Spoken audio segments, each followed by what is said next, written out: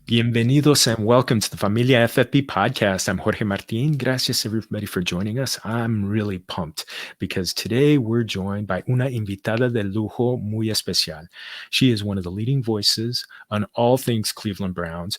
Kay Cabot. She covers the Browns for the Cleveland Plain Dealer, Cleveland.com, WKYC TV. She's also one of the co-hosts of the Orange and Brown podcast.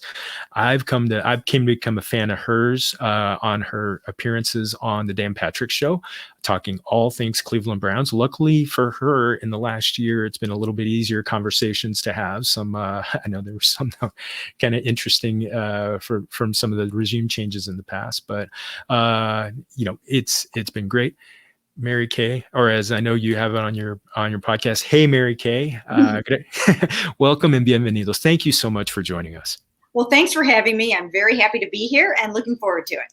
Oh, this is great. I watched the NFL draft, and Cleveland just really seemed to light up, and I just loved it. I mean, that felt like the first time I'd seen crowds in almost a year and a half.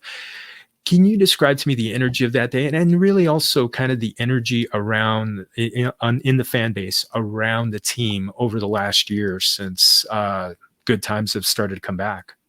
Well, fortunately, fans will be able to come out to training camp this year, because that was my one regret about last season. It was such an exciting season, so many things going on. The energy in the city was good, but fans really couldn't be out in full force at the football games. They couldn't come to training camp.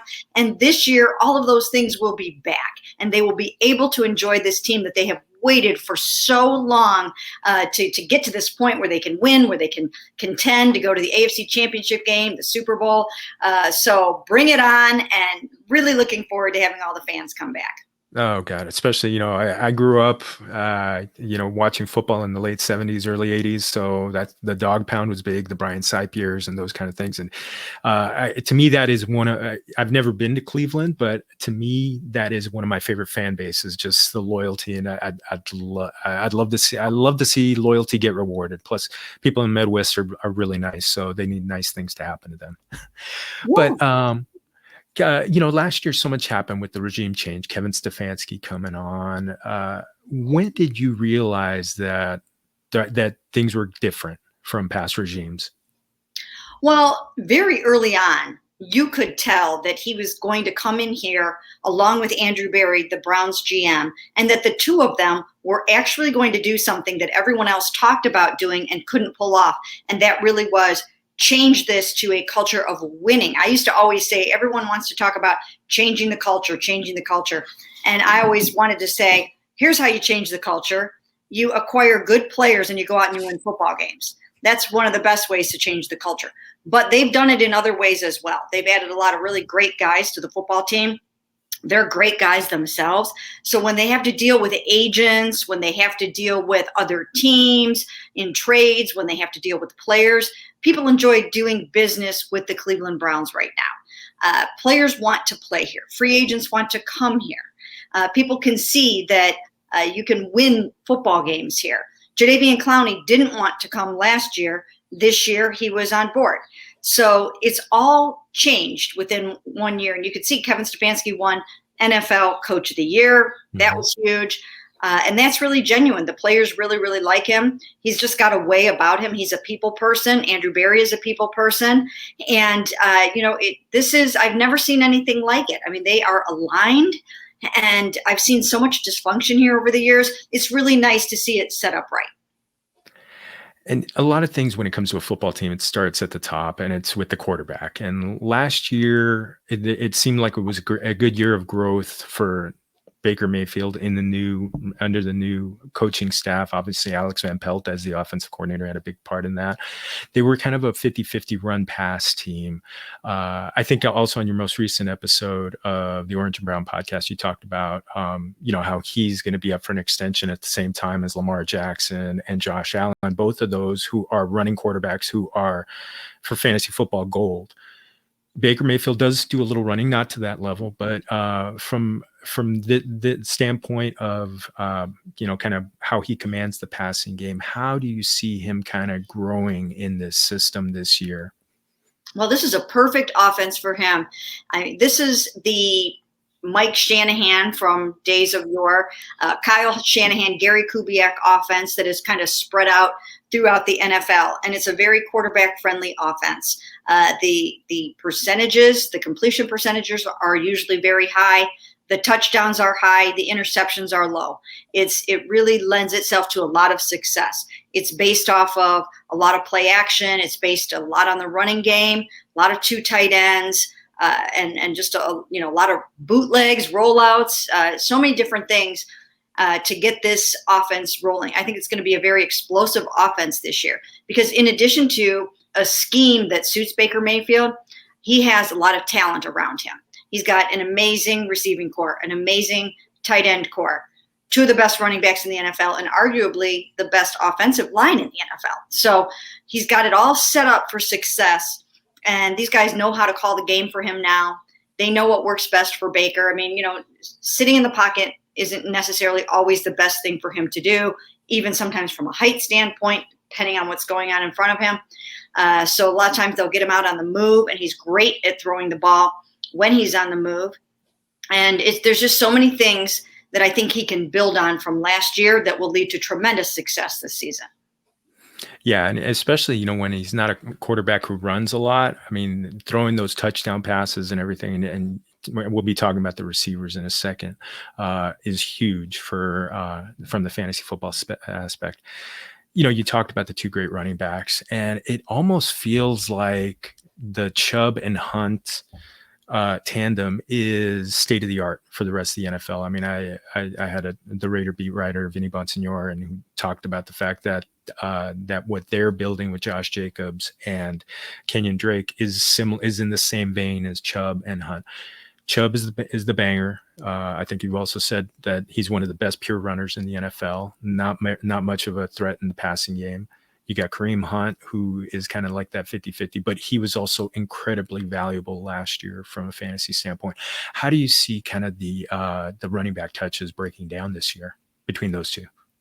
Well, because there are 17 games this year for the first time, I think that will also factor into how you want to divvy up those carries for the running backs. You want to make sure that you keep Nick Chubb healthy and fresh, not only for those 17 games, but for the 3 more games that you hope to play in the playoffs. So I think that's going to be key. I think they will give Nick an opportunity to, of course, be the workhorse, get his 1,000 yards that we know he's going to get, but also give enough work to Kareem Hunt that you're keeping these 2 guys fresh, that you're providing a nice changeup, that you've got some diversity in terms of run versus pass, catching the ball out of the backfield, all the different things that you can do with Kareem Hunt. And I actually do think that these guys will be on the field more together this season than they have in the past. That there wasn't a lot of time last year to get super creative with how to line guys up and do different things. But I think this year they will see the wisdom in sometimes throwing Kareem and Nick out onto that field together. How scary is that for a defense to look at when you get those 2 guys plus some of the weapons on the outside? Really, for how crazy a look is that for the defense? Well, it's a very difficult offense to defend for any defense. And now that they have their act together, I think they will have their mojo down right from the jump. And it took them almost half the season to really get it going. But after that, you started to see that there were times where it was child's play for them against some of these, especially inferior defenses. So I really think that they have an opportunity to be scary in terms of running the ball, passing the ball, and just really they're just so diverse and multiple on what they can do on offense. They haven't even scratched the surface with what they can do yet. Do you think it might be kind of a 50-50 split again between run and pass? It could be. It's hard to say. There's part of me that almost thinks that they might emphasize the pass a little bit more this year because they just have so many weapons. I mean, my goodness, when you've got all those tight ends and you've got Odell and you've got Jarvis and you've got the receivers we haven't, the young guys coming up that have speed and different elements that they bring to the table, it's going to be hard not to want to throw the ball. But once again, when you have Nick and Kareem, it's also very, very tempting to try to run it at times and to stick with it, even when it seems like, you might be a little bit behind here or there. So, they will be multiple, and some weeks they'll pass it a lot more. Some weeks they'll run it more, but they've got everything in their arsenal to do whatever they want. I know there were a couple games last year where weather, I think it was the Raider game especially, where the weather was just ferocious. Mother Nature said you are not going to pass today, and obviously, how much of a reality is that when you're talking about playing in Cleveland at that time of year? Yeah, usually it's not that bad. It was just so weird because there were, just like 3 games in a row where it was bad weather down at the stadium, and it was weird because a day before that or even an hour before that it was fine. From 1 to 4, it would be horrible in the stadium. I remember Kareem Hunt at one point said that he experienced about 4 different seasons in the course of one football game, and that was true. Just crazy weather coming in off the lake. I don't know that they're going to have that issue this year. It seemed a little fluky last year that happened. So we'll have to see how that goes. But they're built for that too. They're built to be able to run the ball in those types of situations. They have the advantage usually over other teams in that regard, so they can handle it. Oh, well, speaking of handling it, Odell Beckham Jr. It looks like he's handled his rehab really well. I know that there's been video of him going full speed on a treadmill. He looks great. I mean, obviously, they were talking about him looking great at one of the charity softball tournaments. To me, I thought one of the lazy narratives, not from some of the people on the national standpoint, especially on the fantasy football side, was that the Browns were better without him in the offense. Can you kind of shed some light? My theory is they actually just got better offensively over time, and it just so happened that it was, that they would have gotten better, even better with OBJ. With a healthy OBJ, can you kind of describe what they were? Can you help me break that narrative? Yeah, you know what? I agree with you. I don't think they got better without Odell Beckham Jr. I don't think Baker Mayfield got better without Odell Beckham Jr. I think Baker Mayfield got better, and Odell just so happened to be gone by then and wasn't around to benefit from the lights coming on for Baker Mayfield. But I will say that I do think that there were times early on last season where Baker did feel some kind of pressure to get the ball to Odell Beckham Jr. at times. He did force it a few times here and there. Whether that was internal pressure, whether that was external pressure, not really sure about that. But I don't think he'll feel that this year because he's grown up in the offense. He no longer is going to hear those voices that say, I have to do this, I have to do that. He trusts the offense, he trusts the scheme, he trusts the coaches. And now he's going to get out there with confidence, and he's going to drop back, he's going to find the open man, and he's going to nail the pass without worrying who's going to catch it and what their name is and what their number is on the back of their jersey. Well, another number that they call is Jarvis Landry's, and obviously he was a little slow coming back from his hip surgery coming into last year. How do you see him kind of performing in 2021? And also, I know you mentioned Donovan Peoples-Jones as possibly a sleeper for this year. Can you kind of help me break down those two? Yeah, well, Jarvis, once again, you're right. He was coming off of a hip surgery last year, and he really worked hard to get back on that field for the opener. He accomplished that goal, but he really wasn't himself for probably a quarter into the season. And then when you have a hip injury or a surgery like that, a lot of times you have some residual injuries that come off of that. And so I think he battled through a few things last year. I think he'll be healthier this year. He looks great in his rehab, and he doesn't look any worse for the wear and tear. I mean, he just looks really rejuvenated. So he looks great. And then you mentioned Donovan Peoples-Jones. I really liked what I saw in Donovan Peoples-Jones last year.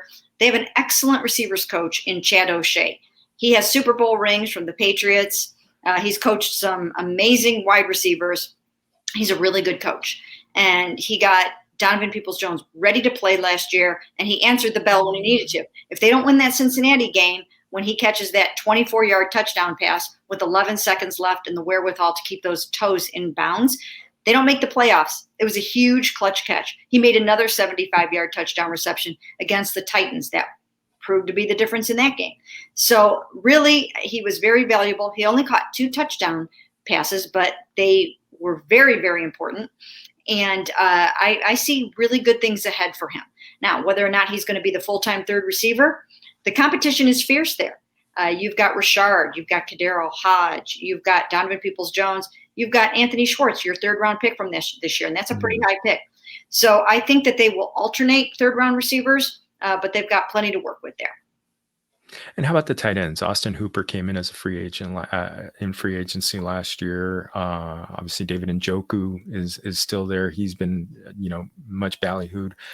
How do you kind of see the tight end? Or are they really far down behind the receivers and maybe even Kareem Hunt on the pecking order?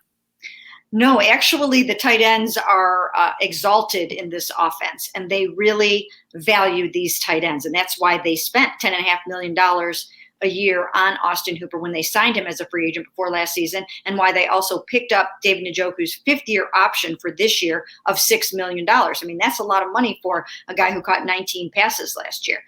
So the tight ends are vital in this offense, and that's a good problem for the Browns to have, is that they've got great tight ends, they've got great receivers, they've got great running backs, and a great offensive line. And I think the issue is going to be, how are you going to find enough footballs to go around for all the people that deserve to get them on a regular basis, and all the guys that could potentially have over 1,000 yards? That's going to be the key. The offensive line, rated number 1 at the end of the season by Pro Football Focus. Going into the 2021 season, they're also ranked number 1. When it comes to the turnaround on this team, I'm big on offensive line play. I think it's the foundation of a successful team. How does this rank alongside the new coaching staff, the improvement of Baker Mayfield in bringing the success back for the Browns? Well, it has a lot to do with it. I mean, this regime was intent on building those lines, the offensive line and the defensive line. And they're very, very strong that way. And you can win a lot of matchups, and you can do a lot of great things when you're tough on those lines. And they are. And so, yeah, I think that it's a reason why they can run the ball so well. It's a reason why Baker has time to do what he needs to do. And, they put the money into it. They invested in it. And it's definitely paying off. Having said that, I do want to point out, they did not face the juggernauts of the NFL defensively last year. And I think that needs to be addressed. I think that we need to be realistic. People need to be realistic when you look at that and you're grading the offense and the offensive line. Now, I think the team will be better this year. I think they will hit the ground running. They obviously have a complementary defense now. But they did not play the best of the best last year. In fact, they played 4 of the worst run defenses in the NFL. In terms of pass rushers, they did not see, some of the best pass rushers throughout the season. I mean, even when they played Washington, Chase Young left that game early on with a groin injury. When they played the Texans, J.J. Watt was neutralized by that weather that we talked about. And, they just didn't face those, they didn't face the Nick Bosas of the world.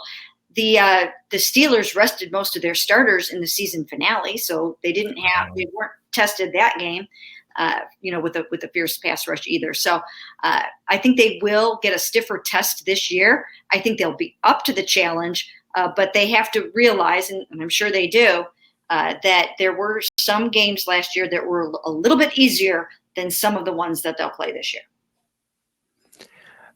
Before we get into defense, I really want to just kind of highlight the feature that you wrote on Myles Garrett's mother. Really, I think that's one of those great ones for the off season that you get going. I think you mentioned that you were talking to her for about an hour and a half, and you two were just getting started. How great is it to have that opportunity to be able to do that, do a story like that at this time, to have someone open up like that, whose son is just such a big part of this team and this community? I was so grateful to be able to do that interview. I was so happy that she was willing to talk to me and just really open up and lay all her cards out on the table. And it was just such a unique opportunity. And because we are both moms and we have children of kind of, in the same age range, we just had a lot in common. We had a lot to talk about. I understand, just those feelings. Now, I haven't raised 3 or 4 world-class athletes, world-class athletes, the way that she has, obviously, but still, there are similarities mom to mom in what you have to go through, especially in this day and age with all the different challenges that our children are facing. So it was great fun talking to Audrey Garrett. She was amazing. I hope to do more interviews like that. You can't always find parents or family members or friends willing to open up like that. But hopefully I can find a few more along the way, because she was tremendous. and I hope people enjoyed it. Yeah, I always love talking to the parents. They open up in a way that their kids can't, and I love it. Mhm. Getting back to the defensive line, one of the better ones in the league. Top 10 in fewest rushing yards allowed. The DBs were definitely the team the players that were. I mean, the area the defense that was targeted the most. Obviously, they picked up some big free agent signings, a couple from the Rams, in my backyard. Does it look like they plugged the holes that they needed to take a step forward and become a defense that teams really need to? I know for me, from a fantasy standpoint, I need to, I'll be like, oh, okay, I'll think twice before I start a player against the Browns. Absolutely 100%. I mean, if this all comes together the way that it looks on paper, this is going to be one dynamite defense. Now, a lot of it, I think, is predicated on how Jadeveon Clowney is going to play opposite Myles Garrett at end. If he plays really well and kind of returns to his Pro Bowl form and helps set the edge, not necessarily from a getting to the quarterback standpoint, from a sacks standpoint, but just getting that pressure and setting that edge the way that he can, if he plays up to his potential, it's going to be one heck of a defensive line. I like what I've seen from Malik Jackson so far, the defensive tackle that they got from the Eagles. He can also play outside. Jadeveon and Myles can move inside, so you're going to see a lot of versatility there on the defensive line. Andrew Billings, he's the run stuffer kind of guy there in the middle. The rest of the guys can kind of get going forward and disrupt that passer. So that looks really good. Then when you move back to the linebacking core, Jeremiah Owusu-Koramoah. Oh, yes. Their second-round draft pick. I mean, they're so excited about him. He's the sort of hybrid defender that they're looking for to power this defense. He can play a number of – he can cover tight ends. He can cover backs out of the backfield. He can stop the run. He can rush the passer. He's so versatile and can do so many things. Joe Woods, the defensive coordinator, said they just have to be careful that they don't try to put too much on his plate too soon. But they're super excited about him. Anthony Walker, their new middle linebacker, brings a lot of leadership, brings a lot of veteran experience. So that should be really good. And then, as you mentioned, the secondary, that secondary should just be phenomenal if everybody plays up to potential and returns from injuries the way they hope they will. Grant Delpit coming off of an Achilles. Then you've got Greedy Williams coming off of a very serious nerve injury in his shoulder. If those two guys can come back and be what they were expected to be, that's going to be key to this secondary. But they do have backup, of course. They signed John Johnson to be a starting safety. They signed Troy Hill from the Rams, as you mentioned. Two guys coming off of that number one defense. They're going to be really good in this defense.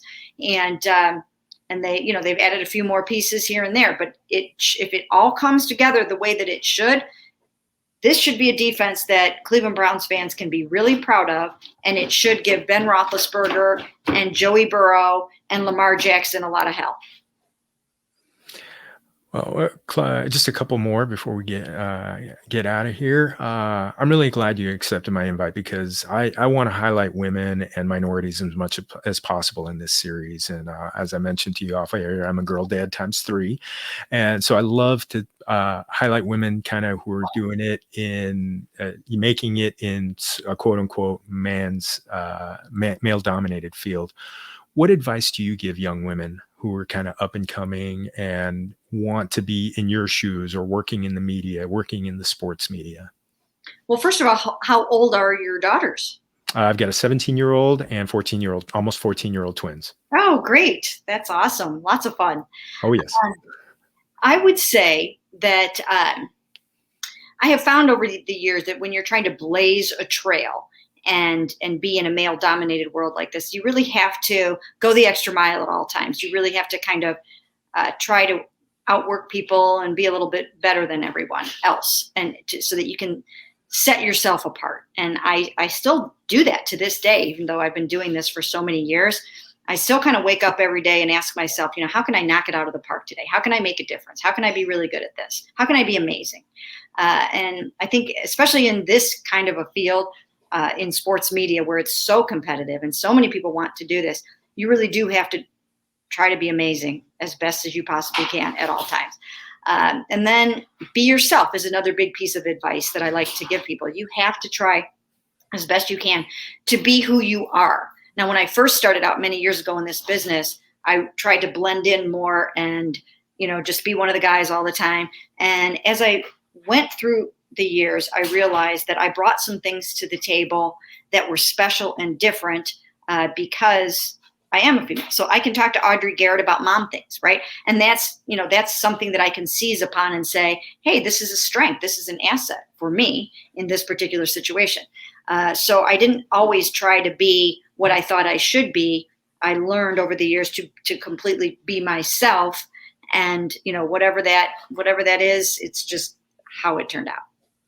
Oh, awesome. Well, I mean, and that's something I'm definitely going to pass along to my daughters. I mean, none of them want to be in the media, but at least one of them wants to get into pro sports through athletic training. So I think there's a lot of things that can be applied to her future for her future self. Yeah, right.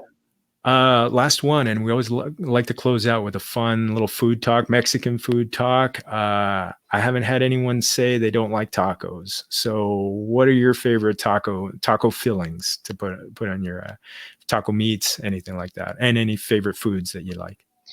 We've got some amazing taco places around here, and it's such a big thing to do here, even in Cleveland, Ohio, even if you might not think that it would be, but it really is. So some of my favorite places around here are taco spots. And I like some of the different things. I like chorizo sausage with a corn salsa and some avocado on there. That's like a dream taco for me right there. So that's one from that standpoint. But I'll try any different kinds of tacos. I like things that are, just a little bit different and as healthy as I can possibly get them. And I don't put a bunch of cheese in there. Not a huge cheese fan. And I don't like real super hot sauce, but I like to try different salsas. And so, yeah, those are my favorites. Yeah. You know what? One of the things, tacos don't necessarily need cheese to be great. And I mean, me, unfortunately, I'm lactose intolerant, so I have to watch out for that. So, and sometimes it takes the heat off of the salsa. So, yeah, definitely be able to enjoy all the flavors like that. Oh, well, I definitely recommend if you could find it every once in a while, al pastor.